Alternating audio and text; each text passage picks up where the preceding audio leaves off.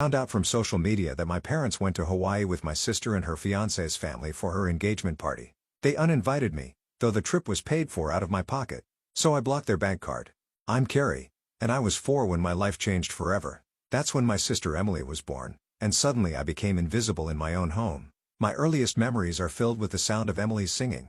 By the time she was 3, she had already become the star of every family gathering, while I stood in the corner, holding plates of snacks I'd helped Mom prepare. Emily had this angelic voice that made everyone stop and listen.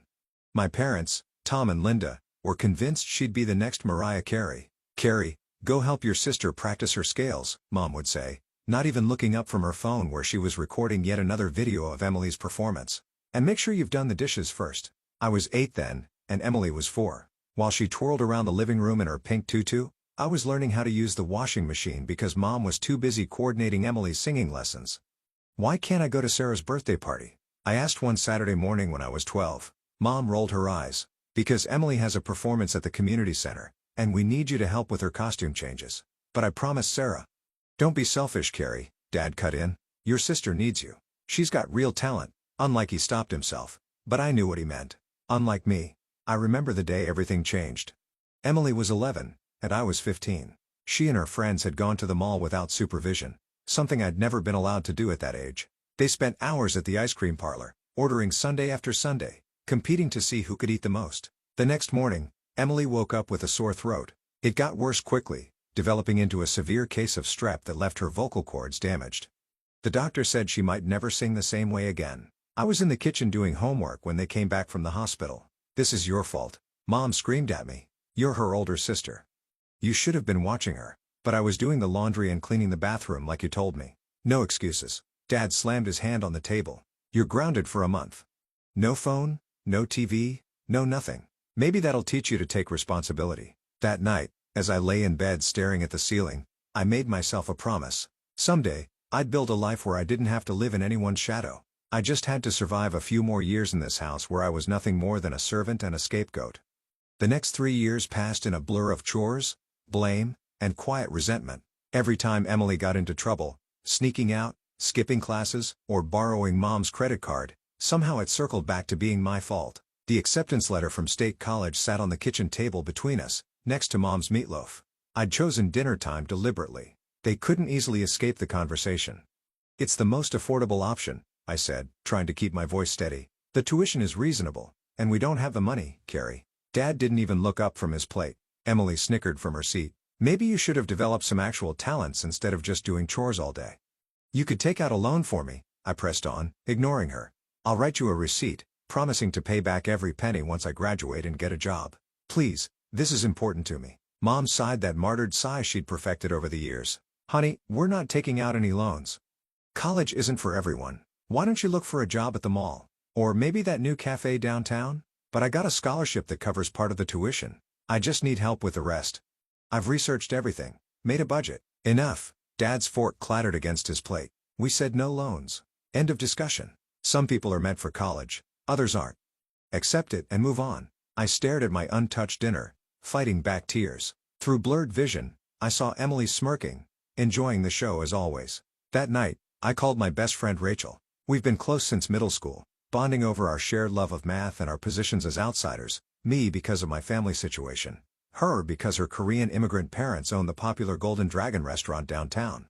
"They won't help," I sobbed into the phone. "They won't even consider taking out a loan. All these years of straight A's, of doing everything right, and they won't even try." Rachel was quiet for a moment. "Come over tomorrow.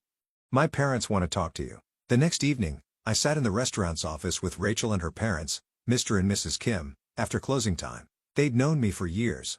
I'd spent countless afternoons doing homework in their restaurant, escaping my chaotic home. "We've watched you grow up, Carrie," Mrs. Kim said. "You're like second daughter to us." Rachel told us everything.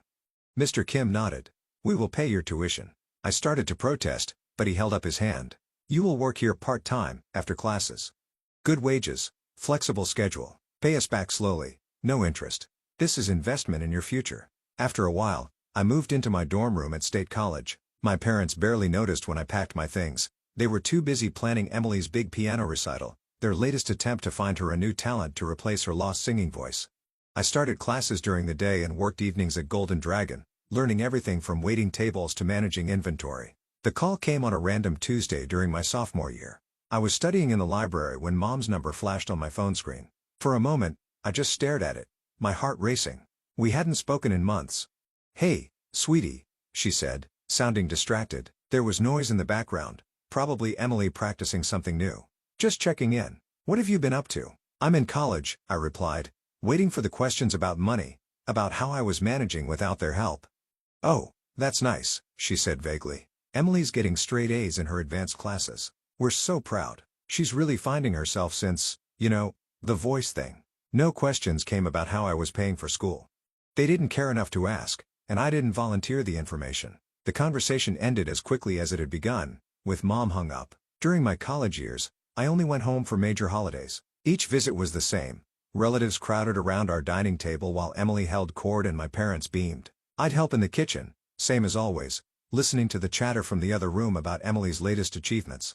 Thanksgiving of my junior year hit differently though. I was setting out the sweet potato casserole when Aunt Susan started asking about Emily's college plans. Mom proudly announced, "We've been saving for years. Our little star's education fund is all set. We've put aside enough for her to go anywhere she wants." I nearly dropped the casserole. The ceramic dish burned my hands through the oven mitts, but it wasn't as painful as the truth I was hearing. 2 years ago, they'd claimed poverty when I needed help. Now I knew, they'd been hoarding money all along, just not for me. That night, in my old bedroom, I called Rachel and cried. "They had the money," I whispered, huddled under my childhood blanket. "They just didn't think I was worth spending it on." "Then prove them wrong," she said firmly. "You're already doing it." She was right. I threw myself into my studies and my work at Golden Dragon. By graduation, I'd not only paid back every cent to the Kims, but had also learned every aspect of running a successful business. I'd worked my way up from waitress to shift supervisor to assistant manager, all while maintaining a 3.9 GPA. Mr. Kim called me into his office on my last day at the restaurant. "I have friend at Morgan & Chase Corporate," he said, sliding a business card across his desk. "They need someone smart, hardworking, someone like you." I told him about how you transformed our inventory system, increased efficiency by 30%. He's very interested.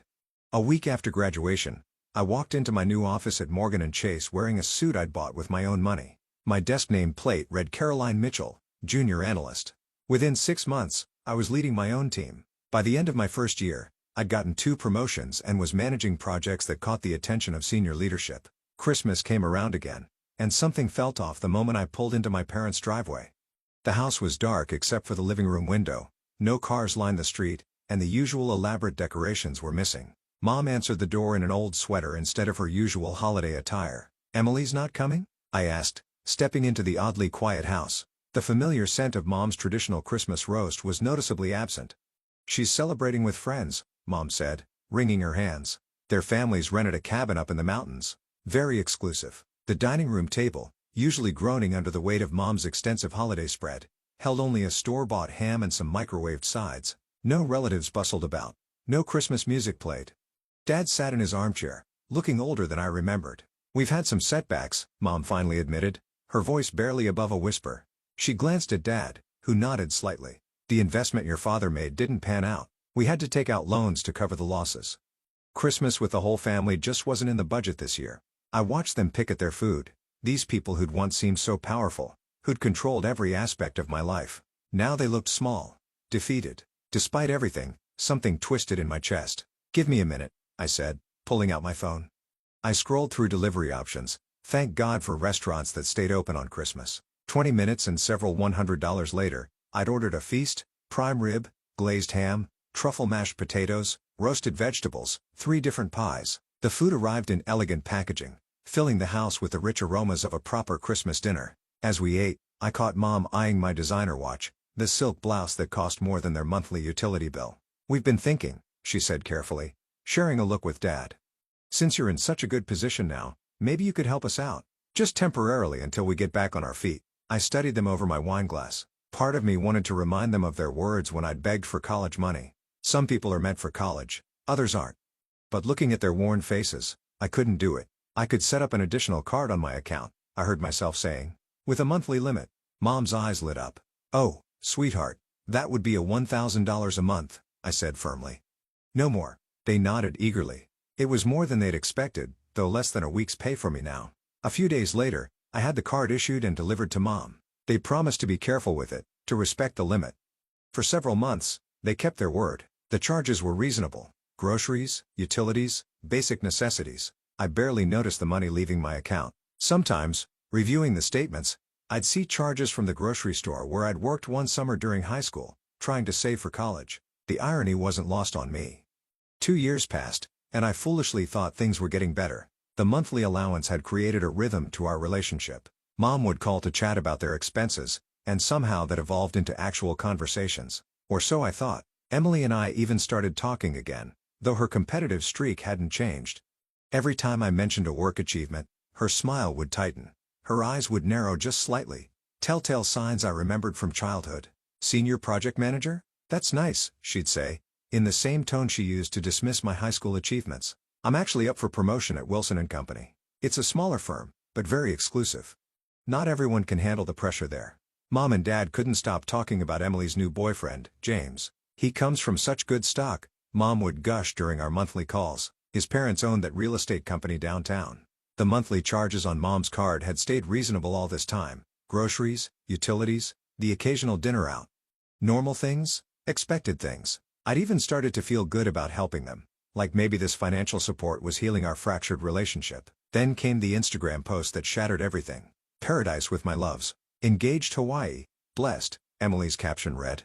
The photo showed her and James on a pristine beach, our parents and his beaming beside them. Mrs. Anderson, James's mother, wore a designer sundress. Mr. Anderson stood proudly next to his son, one hand on James's shoulder. My finger froze mid-scroll. When had this happened? Why hadn't they told me? The next post made my blood run cold. So grateful to Mom and Dad for making this magical engagement trip possible for everyone. They insisted on treating both families to this dream vacation. Best parents ever. Sponsored by Love. Something clicked in my brain. I opened my banking app, hands shaking. There they were, the charges on Mom's card, far exceeding the monthly limit I'd set.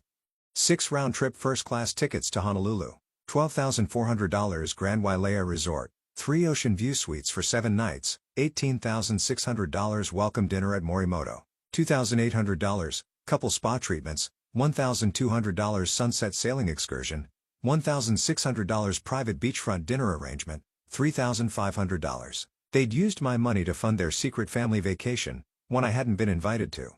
They'd thrown an elaborate engagement celebration for Emily and her future in-laws, all while excluding the person who was actually paying for it. My hands were shaking so badly I had to try 3 times to dial Mom's number. 1 ring, 2 rings, 3.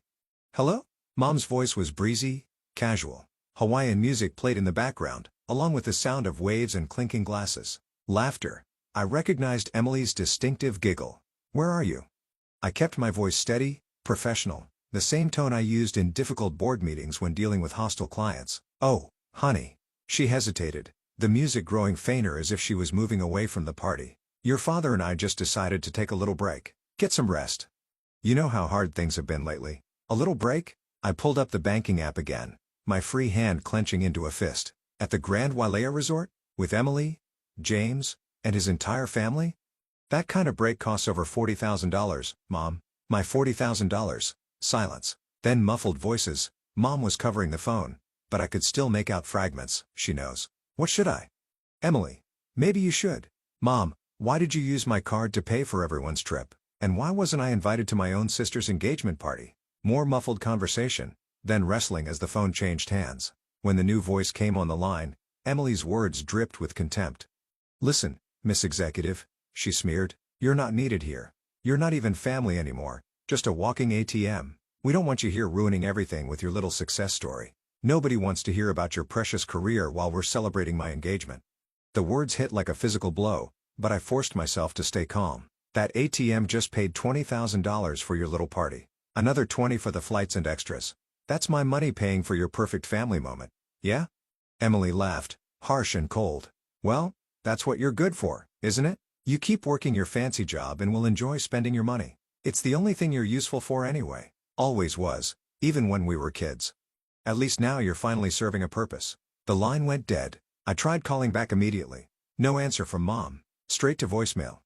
I tried Dad's number. Same thing. Emily's phone rang once. Before going to voicemail, she'd declined the call. Within minutes, Notification after notification popped up on my phone. User has blocked you on every social media platform we shared. My parents' profiles disappeared first, then Emily's. A single message came through from mom before she blocked my number. We're all tired of your attitude and jealousy. Just leave us alone. You've ruined enough special moments for Emily. I stared at the message, something cold and hard crystallizing in my chest. My hands weren't shaking anymore as I opened the banking app again, this time navigating to the travel reservations section. Each click felt like breaking another link in the chain that had bound me to their abuse for so long. Click. The hotel reservations for 3 luxury ocean view suites, cancelled. Click. The couple's massage packages and sunset sailing excursions, cancelled. Click. The private beachfront dinner arrangements, cancelled. Click. The return first-class flight tickets for 6 people, cancelled. Click. Mom's card, permanently deactivated. I set down my phone and waited, imagining their faces when the hotel informed them their rooms weren't paid for, when they tried to charge something to the room and got declined, when they discovered their return flights no longer existed. 3 hours later, my phone exploded. Call after call lit up my screen. Mom, Dad, Emily, and numbers I didn't recognize with Hawaii area codes. The Anderson family, no doubt, wondering why their luxury vacation had suddenly turned into a nightmare. The messages started flooding in through every platform they'd unblocked me on. Mom, Carrie, please call us immediately. This is an emergency. Dad, fix this right now, young lady. You're embarrassing the whole family. Emily, you better make this right or I swear to God. Unknown number. This is James. My parents are furious. You need to reinstate those reservations. The tone shifted as the hours passed. Mom, sweetie, please. We can talk about this. Dad, we'll pay you back. Just help us out here. Emily, come on, Carrie. It's my engagement. Don't be so petty. James, my parents are threatening to call this whole thing off. I left them all unread, then systematically blocked every number and account. But not before taking screenshots. I had a feeling I'd need them. The notification came around midnight. Emily Mitchell has posted a new status. I can't believe my own sister would try to ruin the happiest moment of my life. She's always been jealous of my happiness, but this is a new low. Canceling our entire family's vacation out of spite? Who does that to their own sister's engagement celebration? Some people just can't stand to see others happy. Toxic family, heartbroken. The comments poured in immediately. Oh my God, that's horrible. What kind of sister does that? I always knew there was something off about her. She's just jealous because you're getting married first. Your poor parents must be so embarrassed. I had stayed quiet long enough. My fingers flew over the keyboard as I crafted my response. Let me tell you what really happened. My parents have been using my credit card for basic expenses, limited to $1,000 a month. Yesterday, I discovered they'd spent over $40,000 of my money to fund Hawaii vacation for Emily's engagement. They didn't ask. They didn't tell me. They didn't invite me. When I called to ask why, Emily told me I wasn't family, just a walking ATM. My mother's final message before blocking me: we're all tired of you. So yes, I canceled the reservations I never authorized. I canceled the return flights I never agreed to pay for. I stopped funding the vacation I wasn't welcome to attend. Here are the screenshots of every message. Here are the credit card statements. Here's the truth about your poor Emily and her ruined engagement party. Judge for yourselves who the toxic ones really are. The tide turned immediately. Comments shifted from condemnation to support. Oh my God, Emily, how could you? Using your sister's money while excluding her?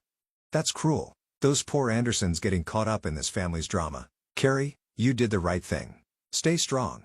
The aftermath unfolded like a slow-motion train wreck. Through mutual friends and social media, I learned the full extent of the chaos I'd unleashed in Hawaii. My parents had to borrow money from 3 different friends just to book economy flights home. They'd been forced to check out of the Grand Wailea resort in front of all the other guests. Emily had thrown a tantrum in the lobby that ended up on TikTok. The real explosion came when the Andersons realized they'd have to pay for their own accommodations. They'd been promised a fully paid luxury vacation, only to discover they'd been caught in my family's web of lies. We trusted you, Mrs. Anderson apparently screamed at my mother by the pool. You said you were taking care of everything. Do you have any idea how embarrassing this is? Emily, true to form, made everything worse. Oh, stop being such greedy beggars, she'd shouted back. If you can't afford a few nights in Hawaii, maybe your son isn't good enough for our family after all. James had stood there in shocked silence before finally speaking. You're right about one thing, he'd said quietly.